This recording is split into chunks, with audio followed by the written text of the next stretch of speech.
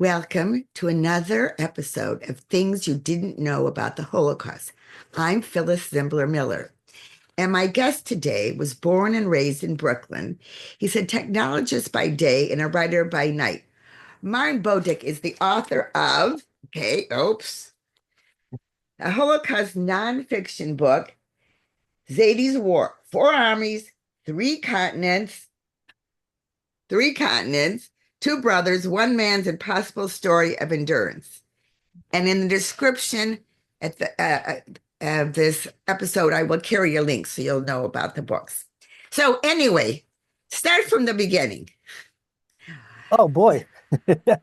Way at the beginning, Well, my embryonic give phase. us, okay, I will interrupt if you don't give us years. Give a year or so before the war where your father was. Put us in the situation. Okay. So first of all, thank you, Phyllis, very much for having me. The topic is fascinating because when I'm doing talks, we usually pause to discuss the fact that my audience isn't aware of many facts that I'm talking about.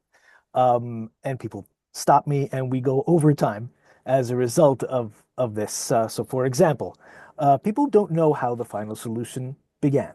People don't know about Operation Barbarossa, except if you're historians. People don't know what the last battle of World War II is, but my grandfather was in all of these places, and it brings this stuff to light. So I appreciate the paradigm under which we're having this discussion. If we want to start with my grandfather's origin story, if you will, he was born in Romania, in the county of Marmaros, in a little town called Intervisheva, which basically translates to downtown of Romania. That's just what the name was, literally in every single sense. We fast forward right away because we want to frame the story in specific timing. So he was born in 1918, 1 month after the close of World War One. And the story in the book fast forwards immediately to 1938. And in 1938, my grandfather gets his first draft card to show up for duty with the Romanian army. And our story begins basically practically when he's 20 years old. Now, okay, just want to clarify for people. The war has not started yet. And at this point, is Romania neutral? Romania is not neutral. They've signed a compact with the Nazi regime to Already in provide 38. already in 38, as Hitler had planned for many years prior when he became chancellor. He was making all sorts of agreements which he intended to keep and which he intended to violate. These details also, there's many of them. The papers that Hitler ripped up, these are not taught in class. We're taught a very narrow band or a very narrow stripe or slice of World War II, depending upon our heritage. But these little facts of compacts that he ripped up and alliances and betrayals are really not known. He signed a peace agreement with Russia that he just completely That's ahead violated. of our story. Wait, don't get Oh ahead of yeah, our story. I want sure. to I stick mean, with Romania in 1938. okay, so Romania does have an agreement, a compact with Germany providing assistance and support, and that is exactly what, excuse me, my grandfather was thrown into. So his job, because he was a Jewish person, he was not allowed to bear arms. So for the army, he'll provide menial labors, such as building tarmacs, building scaffolds, building buildings on airport grounds, and so forth, Wait, laying wait, down I need tarmac. another clarification. Sure. At this point, Yes. did Romania conscript all young men, but just put the Jews into menial labor? So the other Correct. men who were not Jewish were put into military units. Correct. Okay, keep A- going. Absolutely correct. So this is what he was doing for a full year. And this is how one gets to serve one army because your country gives you the call. So you'll go ahead and do that. Okay, So, the subtitle is Four Armies, Three Continents. yes. The four army bit is what everyone wants to know about. How does a person get to serve four armies? The answer is about stuff you don't know about, such as the fact that we're discussing right now that they had an agreement to work together. The INSQ government had an agreement to work with the German regime to provide support, as we've discussed. So my grandfather is sent home in 1939. His work is complete, Oh, and wait, what month? Do you know what month this is? Which month of 1939? I would have to But is look it into. before the war starts? Yes, it's just before, Okay. just before things are about to get really, really hairy. Okay. So probably in early 1939, before Kristallnacht. Um, No, no. Kristallnacht is in 38. excuse me. Yes, correct.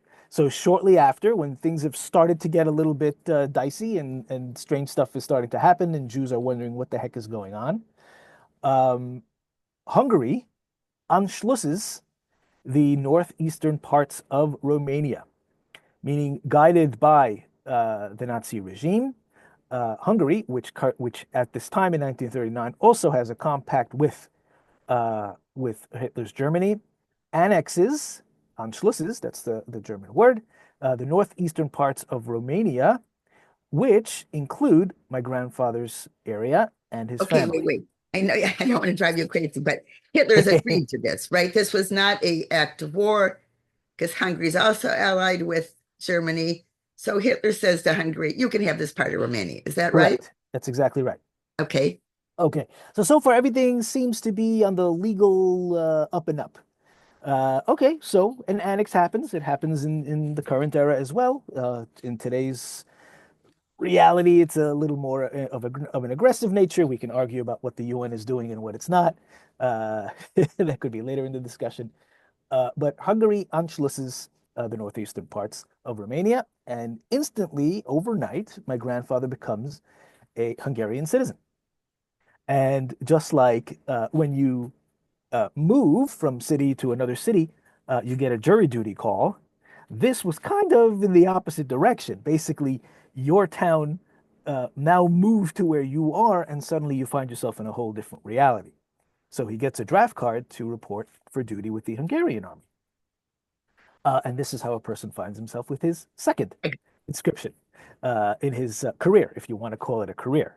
Okay. And Um, again, does Hungary conscript all the young men of his age, but again, separates them, right? I'm getting correct, it. Okay. correct. You're keeping with me perfectly so far. Okay. Yeah, so he's an Hungarian citizen, and he's still a young man.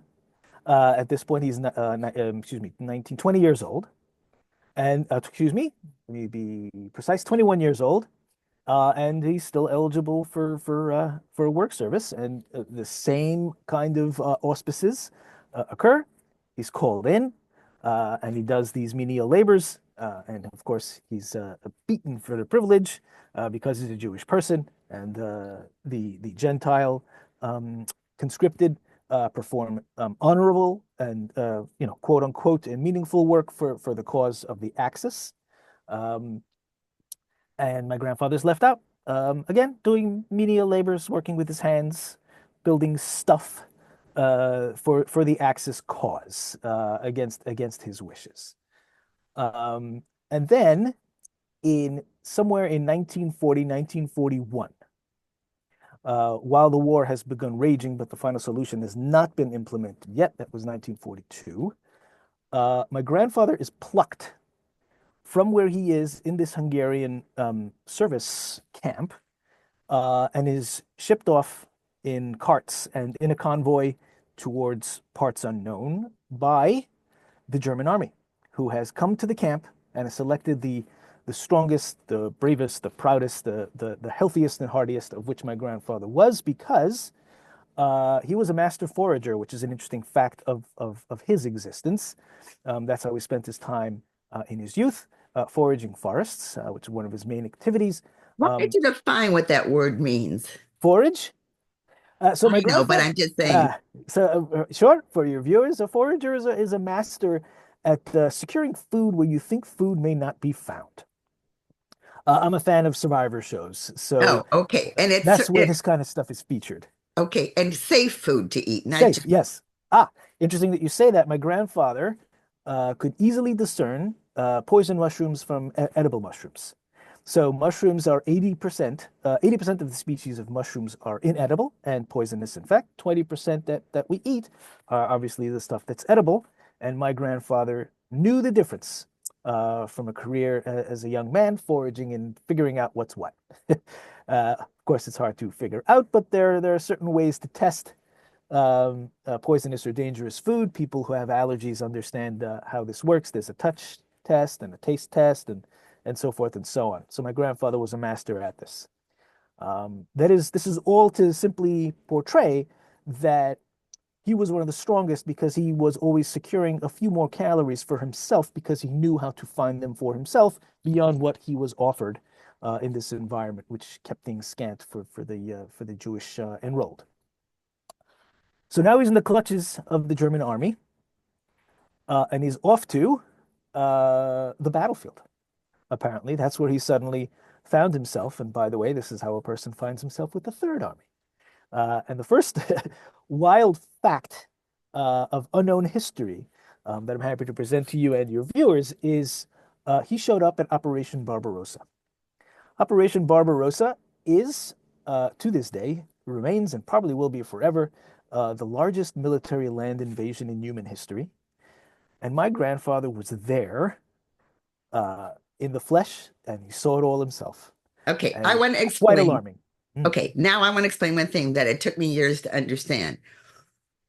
So Russia and Germany signed an agreement about a week before the beginning of before Germany invaded Poland on September 1st, 39. The secret part, it was a public that they signed a non-aggression pact. The secret part was how they divided up Poland.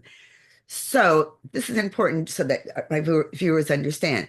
So when Germany went into Poland on September 1st, 1939, they only took a certain portion of Mm. Germany.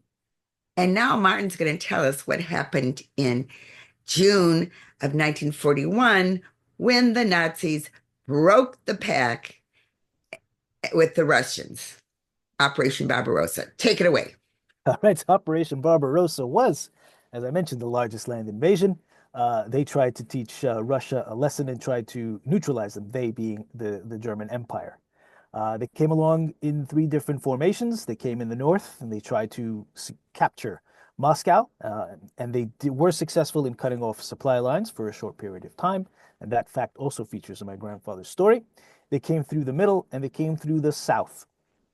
My grandfather was in the South. How do I know that my grandfather was in the South? He didn't know where he was.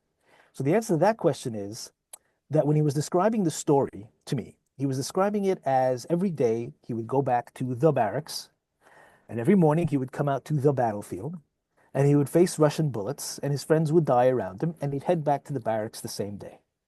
So after he passed away, and I was doing research for the book to try to understand where he was in the world when he's describing these vague experiences, I realized he was in the one attack column that didn't move because the Russians could not keep them at bay in the north and in the middle, but they were successful in bogging Germany down in the southern column. And due to that and a couple of other pieces of information, I understood that this is where my grandfather was. And it's just unbelievable to think that that's where he was. When he originally told me the story, I didn't know about Operation Barbarossa. I didn't know any of this. Everything came out well past years and years, a decade after I sat down with him to get his life story. Wait, I think you need to say he was sent out to be cannon fodder. Correct. Explain how that Absolutely. Well, yeah, I mean, so he he was dug given a fox. gun. Wait, so at this point he was given a gun, right? Or not? He was not, he was given a shovel. What He was he was a supposed to do with the shovel? he was a foxhole digger. I left out that detail. He was a foxhole digger for the German army. That's what the purpose was. I'm so excited to reveal these facts. I left that little Okay, fact okay, well, out. that's what I'm here for. Okay, So just like you see very frequently in these accurately depicted World War II movies, you see GIs with a backpack and you see a little spade right. behind them. It's a curious little detail, and that is for purposes of removing waste, human waste, and for digging foxholes for yourself. That's what the purpose of that little implement is. So Shall we mention the Torah? Since I see you have a kippah, I just was reminded of the requirement to carry a little thing, right, to bury your waste. yes, It that's just absolutely a it's a Judeo-Christian value, indeed, to clean up your own litter. So it's interesting. There's a lot of these things in our politics. This in our American politics, there's tons of these Judeo-Christian values, but there's also these tiny little human details. Absolutely, you're correct to point that out. The American GI reflects this biblical requirement. It's very cool. Okay, so now, and I just want to say one thing. I'm just reading this book in which I forget, I read several books at once. I mean, not at the same time, that Hitler's generals told him only one attack force into Russia. And he said, no, no, three. And probably that's what saved Russia, the three rather than following Hitler following his general's advice to only take one attack, uh, whatever it's called, formation in. So Or now we have columns. these three. Yeah. Yeah. Okay. Then what happens? You're correct. So it was a tremendously bloody affair. I think the numbers in history are 2.5 million Soviets having given their lives at Operation Barbarossa, and I think nearly a million German soldiers, and it was it was a fiasco for Germany, and one of the turning points of World War II, obviously, because they lost just an unbelievable amount of men and personnel. So my grandfather's there, Operation Barbarossa, and it's still amazing to speak of it in these terms that my grandfather was actually there. But he got tired one day of watching his mates just drop beside him. They all fell to Soviet bullets. He didn't really mention that he was up against cannons. You mentioned the cliche term, cannon fodder, but certainly from his word, I know that people were bullet fodder. Absolutely and for sure. This is what he said to me. He says he just could not stand to see this carrying on. He had to escape. So not only was my grandfather present for Operation Barbarossa, but he escaped Operation Barbarossa, which is also not a very common thing to have occurred because you were trapped either way. Either you were a Russian running in the wrong direction or a German running in the wrong direction, and the prisoners of war in this engagement were just by the millions, by the millions. And my grandfather managed to escape.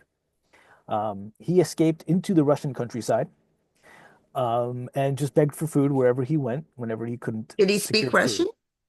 Yes, he did. He spoke enough Russian to beg for food. I think any of us speaks enough of any language to beg for food. The universal sign for hunger is simply, please, please let me have some food. Um, and so one thing he pointed out that people may not know, people have a certain attitude towards Russians, whether it's putting them in a good light or a bad light. But one of the things my grandfather said was the Russian people, no matter what you think of them nowadays or what you think of their leadership, were the kindest to me in World War II. No one else gave me food on the level that they did. And he says he swears to me he was foraging for months. He was begging. He was crawling through garbage cans. He was slept in barns. And he says to me, no one resisted a request for food. Not a single person. At the minimum, they had kasha, grains, and the what's the best grits, I think is what it is. No one refused them a minimum of grits, which is like the most basic staple that a human could survive on. And he wanted me to point that out. There were a few times that my grandfather said, "Remember this detail that I'm telling you," you know. But write in your book that the Russians were very kind to me. Say, okay, you got it. I certainly detail that in the book. Um, and then my grandfather, and here we come to the next elucidating fact of World War II that should be interesting for you and your viewers to hear, is that he was captured. So as he tells it, he was foraging. I keep using the word, but that's what he was doing, with his head down inside of a garbage can. For your British viewers, your rubbish bin. And he says that he picked up his head and found himself staring down the barrel of a gun. So behind the barrel of that gun was a Soviet soldier. And now what's going to happen now that he's in the clutches of the Russian army? The answer is they rounded him up, just like he was rounded up before, and they brought him to a military camp. And this military camp was called Angurst, which is very difficult for me still to this day to locate on a map, because one of the things that people do know about World War II and about Russia in general is the Gulag Archipelago, as chronicled by Alexander Solzhenitsyn. But what people don't know about are the military encampments of the Russian Empire or the Soviet Empire. This is not recorded on paper. You cannot find any sort of fact sheet about military camps, and I doubt anyone ever will. Russia keeps its secrets very well. But this is where my grandfather found himself, in a place of the world that people didn't even know existed. In the United States, these things are called black sites, things that are completely off the grid and unknown to the public forever. So this is where he was. And his job at this occasion was basically to serve the Russian troops, to chop wood for them, and to fetch them water, and menial tasks, just serving the cause before these soldiers went off to war. And But no bullets. no bullets, never, never. That will change soon. We will get there. So after he did this for a few months, and this began in 1942, after he escaped Operation Barbarossa, he was shipped off to another camp near the Arctic Circle. And my grandfather said that he had never been in a place in the world where there was no sunset for 3 months, and then no sunrise for 3 months. He found the experience bewildering. He found himself in a camp called Rinor. That's the word. And it was in Kierovsky Oblast, which is southwest of Russia on the Volga River. And the Southwest job of excuse me, Moscow. Moscow. okay, just one. Okay, got it. Yep. Okay. Well, he's in Russia. He can't be southwest of Yes, Russia. that's what I was confused. Okay. And the job there was very much the same, very much the same, serving the Russian troops, but also one little bit of difference. He was part of a tree logging crew who was sent out of this camp every single day with gigantic saws, and they would chop down wood, and they would bring it to the camp, and they would send it down the river to a sawmill. These logs would be sold to warm houses in all across Russia, and the benefits of this, the proceeds, would go to continue to pay for the cause of the Allies battling the Axis. And this was the job. And he did this for 3.5 years. 3.5 years of going further and further out from the camp because, the forests were being cleared by their work. And this is where he was. This is simply where he was.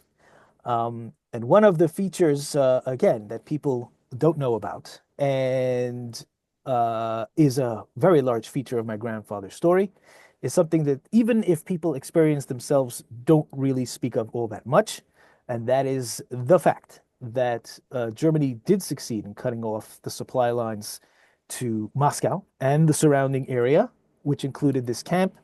They ran out of food before running out of men, guns, and personnel. Because they ran out of food, cannibalism became a feature of everyday life. I read that in I your book. Yes, and I'm very selective when I discuss this. I'm talking with you. I certainly feel like this is on the table. But basically, below a certain age, when I speak to high school kids, this topic is off the table. When I speak to adults, it's on the table. Because this is not something that children can easily process. It's a concept apart from reality, and it's really difficult to engage with. So I leave it. I don't discuss it at all. But my grandfather was a strongly principled soul, and he would not partake. But a miracle happened to set the stage for him to successfully navigate this painful reality. When he showed up at this camp for the first time, a friend of his was standing behind the counter in the mess hall. I don't know if it was called a mess hall, but the lunchroom. And in fact, what happened was the reason that he showed up and found a friend of his is because this friend had in fact been following the same journey my grandfather did about a month or two ahead of him. He too was at Operation Barbarossa and escaped it and was taken to Angurst, which I think is somewhere on the east of the Black Sea, current-day Azerbaijan, and also shipped up to the camp here in the Arctic Circle. And when he showed up, within the past 24 hours, the head chef had passed away in this camp. And the announcement came to the new recruits, slave corps, really. Hey, the head chef died. Are any of you skilled in the kitchen? Any culinary inclined individuals? So this fellow, his name was Yeruchim Bloch, that was his name, raised his hand and thought, this is a good idea for survival. I'll figure out what I'm doing in the kitchen. And so he was installed. And he's doing his work, and he mastered the art, and he was surviving himself because he was able to get a few more calories for himself. And then my grandfather shows up, and there he is, and it's miraculous circumstances, and he would help my grandfather navigate the fact that calories were low, and under pain to his own life, managed to sneak some golden rations from the military side in order to help sustain my grandfather through this calorie shortage episode. And he respected the fact that my grandfather was absolutely not going to partake of any of this stuff. Yerucham prepared this forbidden fare for him. He tells a very grisly story of preparing a hand of a recently deceased person and demanding that my grandfather partake of it in order to ensure his survival. And my grandfather would adamantly refuse. And Yerucham realized that he was not able to save his friend by using this tactic. And so, under pain to his own welfare and existence, he snuck some over from the Russian military side and was able to feed it to my grandfather. And within a day or two, the supply lines were recast, so to speak, and he was able to continue feeding my grandfather stuff that was considered kosher in his view. Obviously, no rabbi was walking around stamping anything with the seal of approval, but according to an acceptable standard. And again, this is not discussed. It's rare. It's a rare experience, but it was a fact of my grandfather's existence.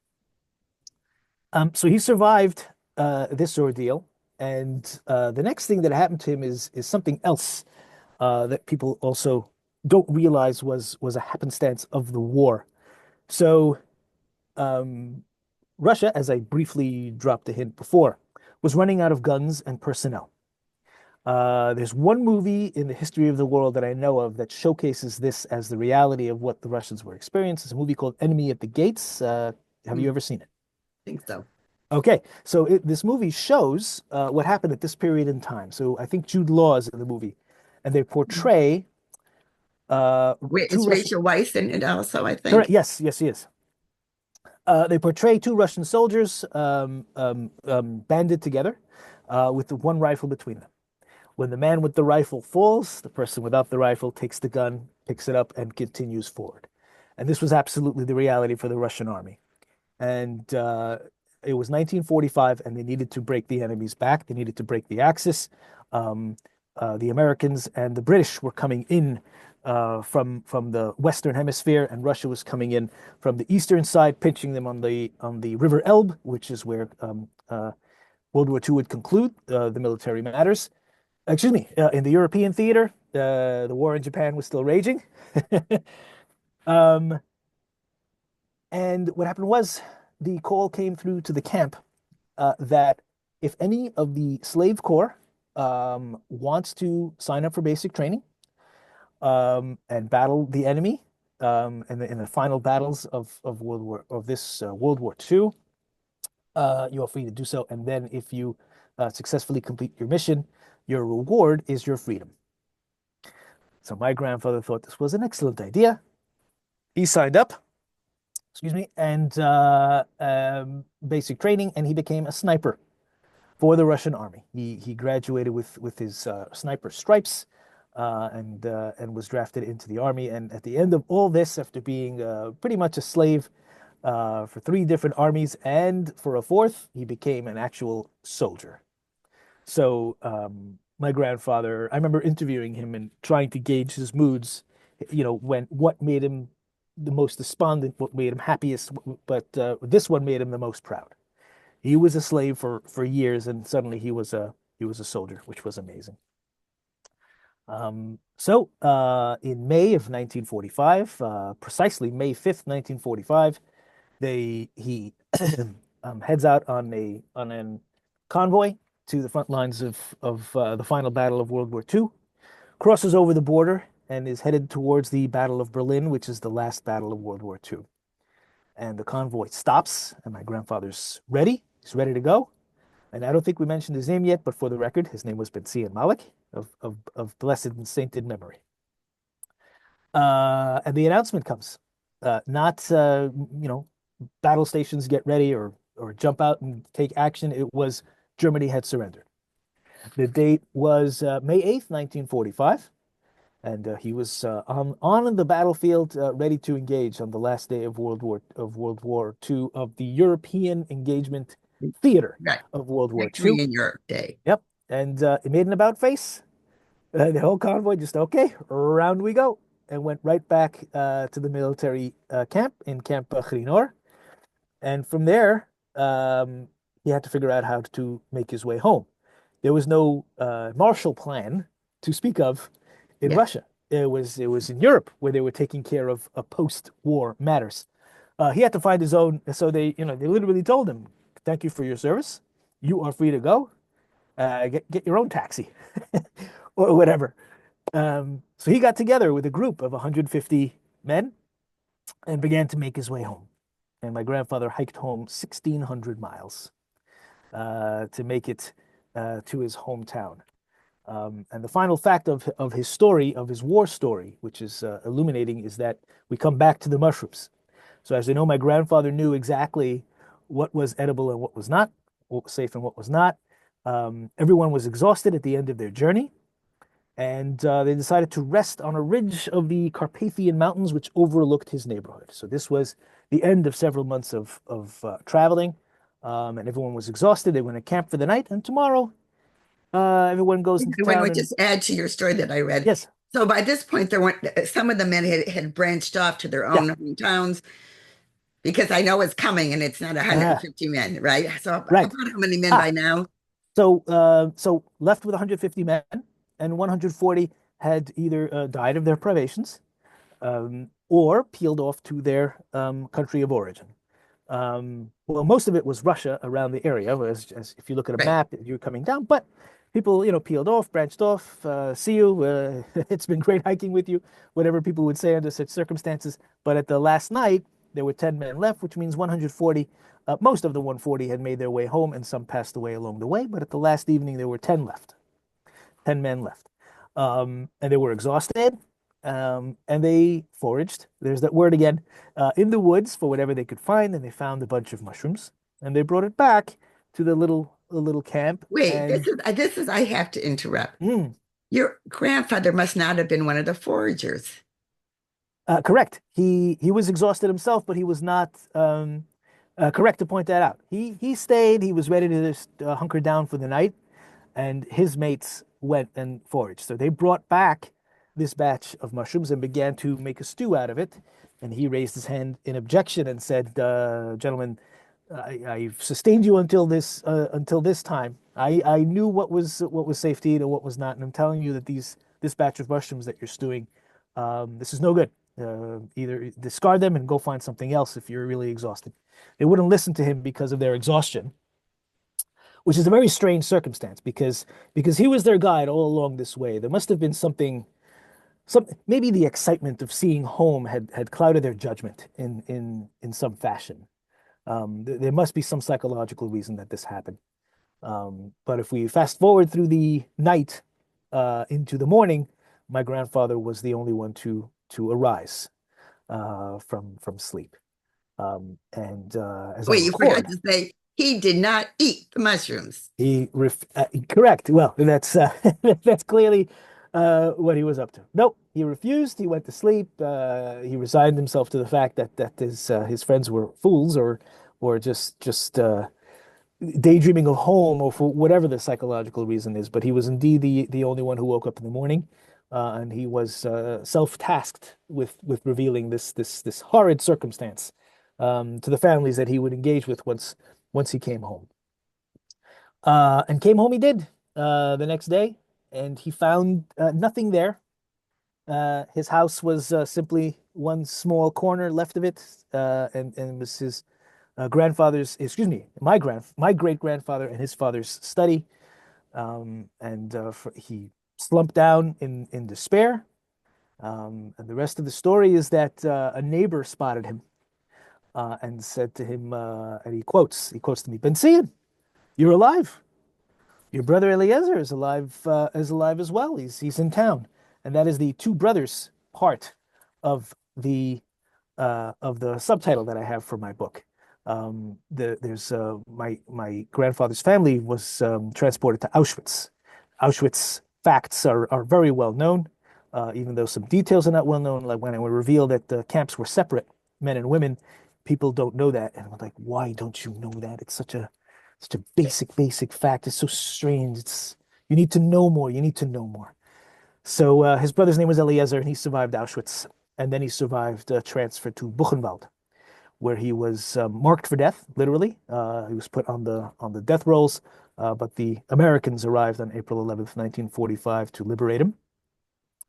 And he made his way home, and he was waiting for anyone to show up. He knew that all of his family had died, but he had no idea what happened to his brother Ben Zion when he signed up for the Hungarian military, and then nobody ever saw him again.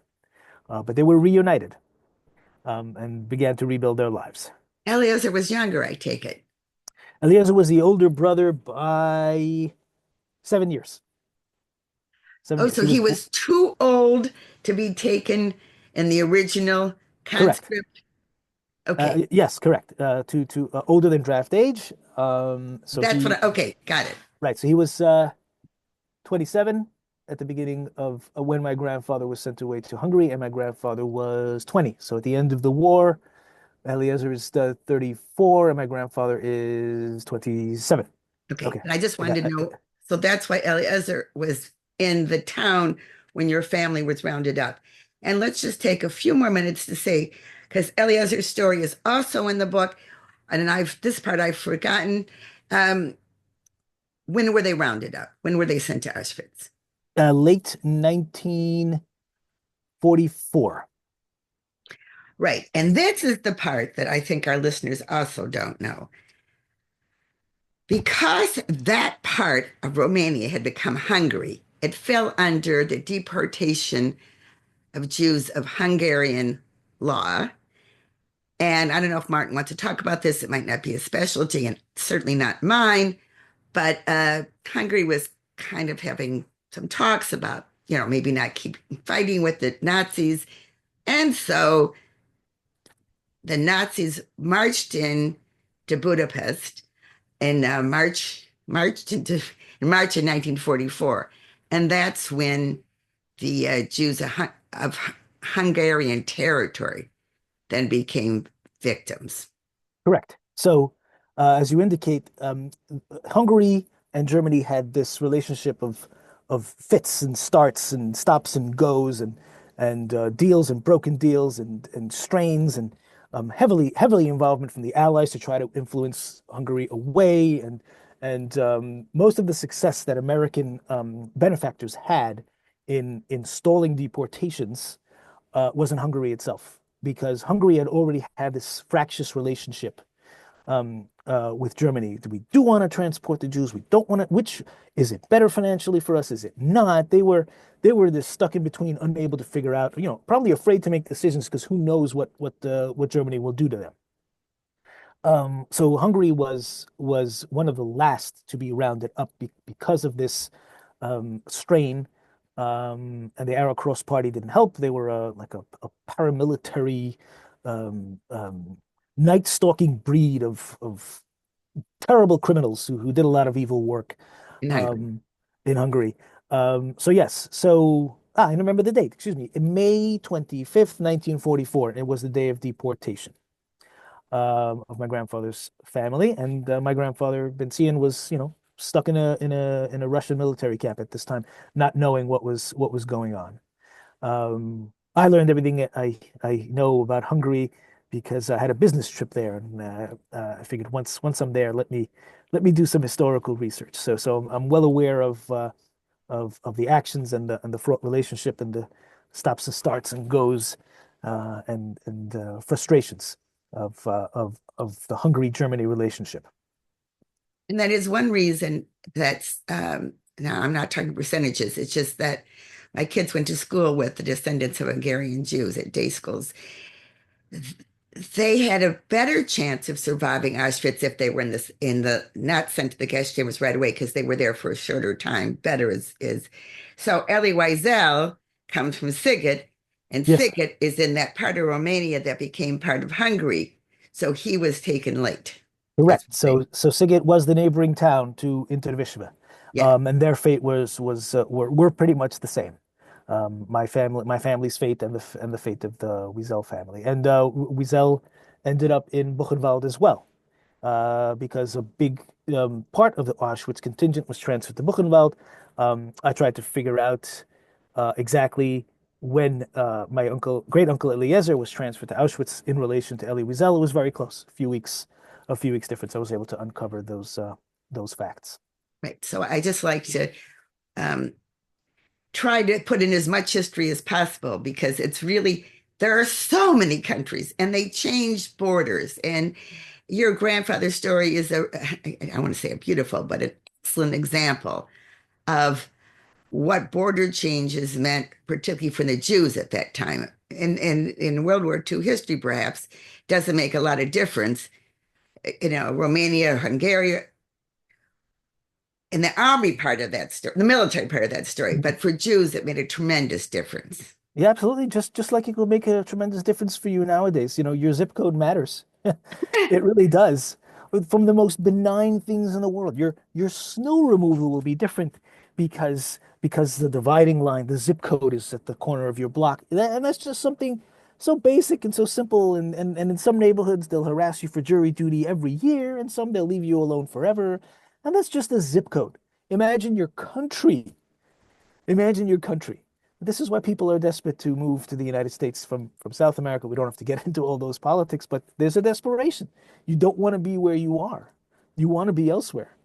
And it matters. It matters. Your fate, most of your fate is where you were born, and that's an absolute fact that really can't be refuted. It's almost destiny. I mean, you can, you know, grab the reins of your own life, but most of it is dictated by where you live. And if you suddenly find it, could you imagine just simply existing, sitting at your desk, sitting where you are, and then overnight, well, okay, now I'm a new country. Now what?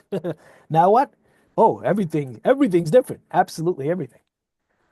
And yeah. I can't tell jokes well, so I'll get this one wrong. But my husband had a client who, uh, went to renew his passport, and he said you weren't. I forget if it's Hungary or Belarus or whatever, Ukraine. And he said, I know where I was born. They said, yeah, but that's not what the country is now. So your passport now has to say, this is in America. It has to say whatever country it is now. It's very confusing. Yeah. And so I wanted the listeners to understand that to me, part of my fascination with your grandfather's story is that he's in that place that's become so many different things. So we have a couple more minutes left. Is there anything else of little known facts that you'd like to share? Well, moving along just a little bit further in the story is an interesting fact. I read a whole book on this topic. So my grandfather makes his way to Israel in 1951 because um, Romania had made a deal with Israel literally to empty its Jews from the country so that Israel can fill up its roles with Jewish citizens. Yeah, this is after World War II. After World War II, 1951, World War II concludes in 1945. And in 1951, Israel makes this deal with Romania literally to empty its Jews, which is a bizarre thing to happen in geopolitics, but that's simply what happened. Um, and basically, they'd be almost down to zero in the 1960s because they began emptying. And as my grandfather describes it in 1951, he's shopping for fruit in the market and he sees a poster and it says, "We are filling up the Holy Land. We are filling up the new Holy Land. Please report to the port of Constanta." That was where it was on the border The Black Sea. of the Black Sea on such and such a date, and we'll bring you over. And my grandfather thought this was an excellent idea, and my grandmother bought into it, and they jumped onto the MS Transylvania. That was the name of the boat. Its sister ship was the MS Bessarabia, it was called, named for regions in Romania. And as history records, and I actually found the manifest of my grandparents' journey, which is an extraordinary thing to uncover in the archives. 1,200 people were on the ship. Capacity was somewhere around 200. Yeah. And this is what they did. And they just emptied out the country and they filled up the state of Israel, the new state of Israel. And they landed in Haifa. And my grandfather went to work in Akko. And the rest is history. He emigrates to the United States in 1971. Excuse me, 1969, excuse me. Um, and the rest is history. He goes to work as a chef for 40 years, wanting to be a chef. There's more psychology to this. A chef saved his life, and he spent his youth when he wasn't foraging in the woods. He was learning with his dad, Talmud and other texts, and he was cooking with his mom. He was a master chef. He could anytime he cooked for armies, he cooked for families, he cooked for schools, and he was fantastic. Um, and he passed away in 2014, 10 years ago. And my book is the best legacy that I could provide for him. And it's really an excellent reportage, I'd like to say, of what happened. And I'd like to add something that's kind of weird. I'm fascinated about the what you just said about the posters about going to Israel because my nephew is married to a woman whose mother, Romanian Jew, was bought out of Romania by Israel. So several years after your story, because she's younger than I am, Romania offered Israel, you can buy Jews out. And her sister was bought out by Israel. I won't say, I know the amount, but I'm not, I don't want anyone to like start saying you got it wrong. And the thing that really stuck with me when she told me the account was that because it was communist and everything was owned by the state, that she had to sew her high school diploma. She was allowed, don't quote me, 3 pairs of underwear. I mean, really small. She sewed her high school diploma into her coat. I said, why? She said, because that also belonged to the state.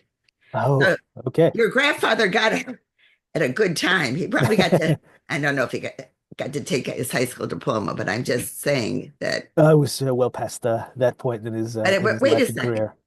I just realized we skipped the thing. So Yes. that part went back to Romania after World War II? Yeah, he returned to his hometown and did his best to rebuild the community. No, but I just realized something. Hmm. It had become Hungary. Does it now go back to Romania after into World War II? So, well, and then it became shaky. Then it became like, what the heck exactly is going on? When things, I think he was a Romanian citizen at that point. Now I have to do some research. So I don't know the answer to your question precisely, but it does revert back to Romania. I cannot tell you when. I have to make Okay, sure but I I know just that. realized we Yeah, forgot. Obviously, if he was in a Romanian supermarket and he right. helped build up the community in his hometown, at some point it must have reverted back.